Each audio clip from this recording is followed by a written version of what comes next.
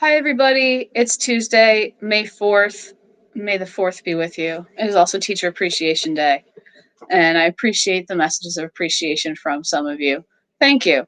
I really wish I could be in there with you today. Here's why I'm not. Just to be completely transparent with you, yesterday I woke up at 5 a.m. with an awful headache and a sore throat. And when I completed my health screening, I reported my sore throat and my headache. I failed the health screening.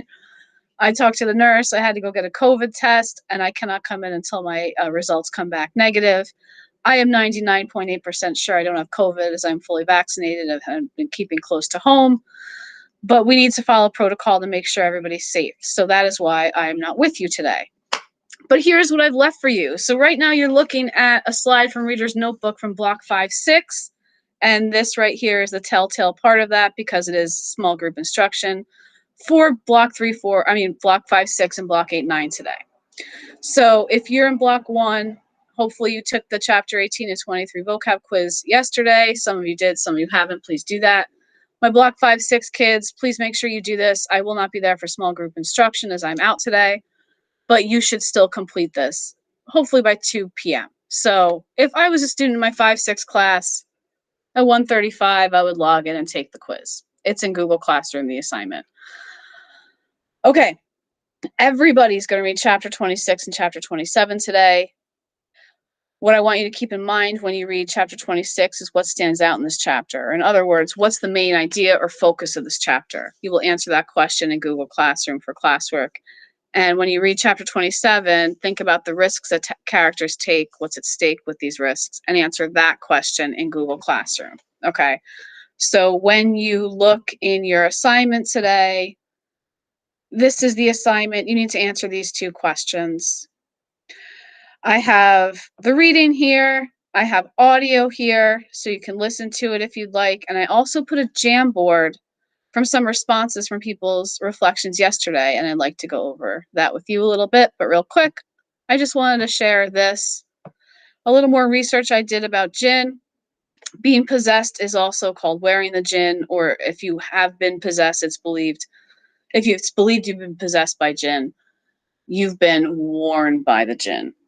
Because, when they possess you, it's like they wear your body.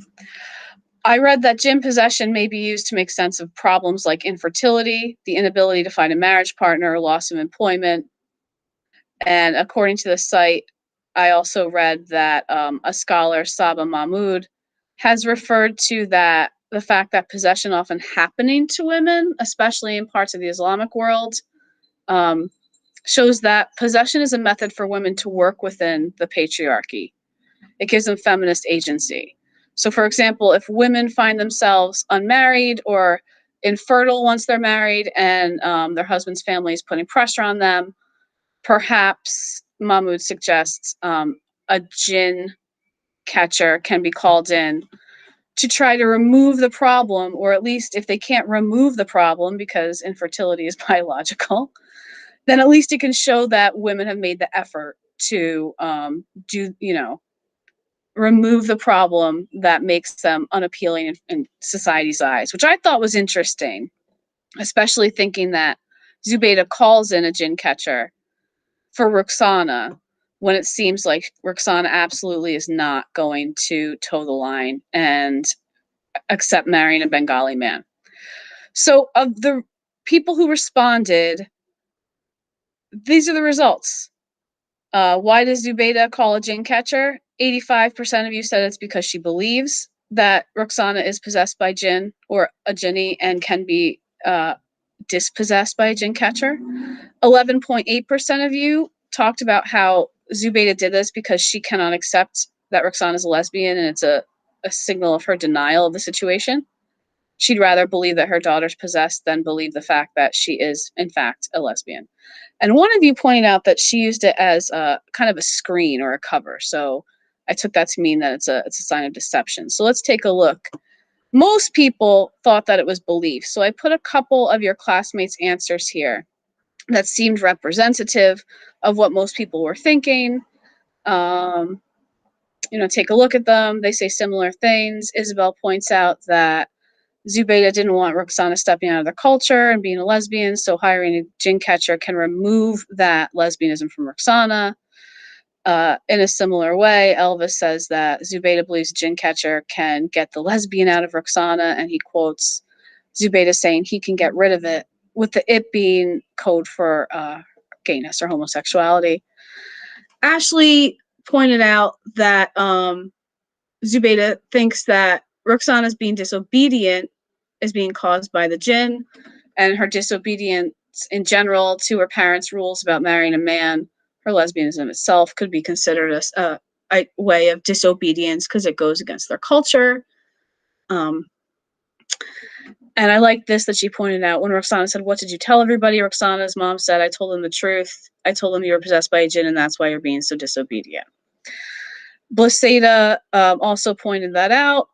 And she also mentioned that this is how Zubaydah thinks she'll get the old Roxana back. So, as if Roxana has changed, instead of always having these feelings and just always repressing them, Zubaydah believes that her lesbianism is something that is a new development and maybe because of a jinn.